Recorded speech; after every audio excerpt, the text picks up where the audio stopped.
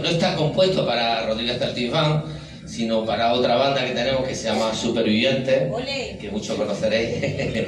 Supervivientes cumple 30 años el año que viene, y este es un pequeño homenaje que hacemos también a Supervivientes con este tema, y va a haber sorpresa el año que viene. Solo os digo que apuntéis el 14 de febrero, es fácil de recordar, el Día de los Enamorados, de 2026, porque presentaremos disco. Seguramente será en Caja Granada, vamos, seguramente no, seguro ya.